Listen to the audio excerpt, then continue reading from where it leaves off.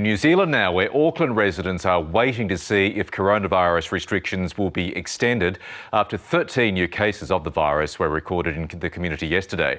TVNZ reporter Wilson Longhurst joins us now from Auckland. Wilson, good morning. So what's the latest with these cases?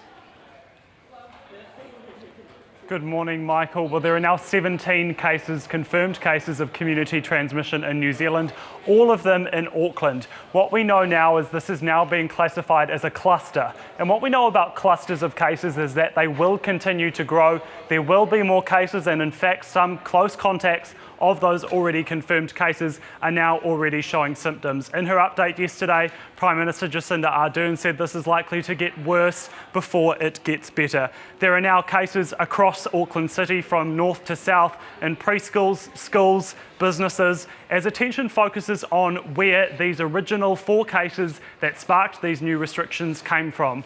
The Deputy Prime Minister, Winston, appeared on ABC last night and came out quite strongly, saying he thinks he knows where the source of this outbreak is. He says it's likely from a quarantine or managed isolation facility breach, but where he got this information from was from a journalist. So that's quite an extraordinary thing for the Deputy Prime Minister to come out and say. The Health Minister, Chris Hipkins, and the Minister in charge of managed isolation and quarantine facilities, Megan Woods, have come out quite strongly against this and essentially poured cold water on it at this stage, saying there is no evidence to suggest that that is the case at this stage, though they are not ruling anything out. And a number of epidemiologists and infectious disease experts say it's most likely from a quarantine breach, but they are looking into everything at this stage. And quite a big move yesterday, the government announced that all confirmed cases in New Zealand will now be treated in quarantine facilities. That's a big move away from what we did during the earlier stages of the pandemic, where we had people who were confirmed cases isolating at home if they didn't need hospital treatment. And the government says that this is because a lot of the new cases over the last few days have been from people within the same family or within the same household, so they are trying to cut that out as much as possible.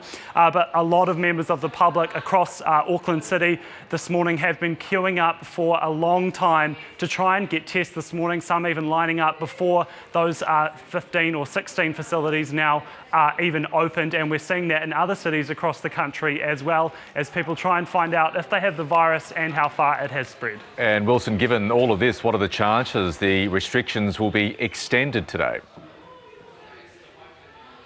Well, that's certainly looking likely, Michael. They were supposed to end at midnight tonight. That's the level 3 restrictions here in Auckland, which is a lockdown, not quite a level 4 lockdown, but still essentially a lockdown. And the rest of the country is at alert level 2. Speaking to a modelling expert this morning who has been advising the government over the course of the pandemic, he said it's highly likely that there are cases outside of Auckland City, because the community transmission cases we're only seeing at this stage have been inside Auckland, but we know some people did travel outside the city.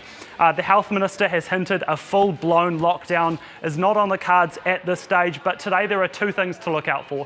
First, we'll get a good steer on where things might head at 1 p.m. when the Director General of Health, Dr. Ashley Bloomfield, gives us that full update on the case numbers. Obviously, there has been that testing blitz. There were 10,000 swabs done just yesterday, so we will get an idea if there are any cases outside of Auckland, and that could give us a steer as to what happens next. After that briefing, there will be a cabinet meeting with some of the top cabinet ministers at the Beehive in Wellington, as well as the experts that are advising them, where they will consider all of the information on the new cases, and that will advise the Prime Minister's next move. At 5:30 p.m, Prime Minister Jacinda Ardern will front a press conference in New Zealand time, where she will announce any decisions on our alert levels. Will they be extended? Will they end as scheduled at midnight? But that is looking unlikely. Experts say it's likely that restrictions will be in place, at least in Auckland, for some time, and there could be a change to the level 2 status around the rest of the country as well. But on a more positive note, one of the country's leading epidemiologists, Professor Michael Baker, says if we make the right moves, we could go back to 0 cases within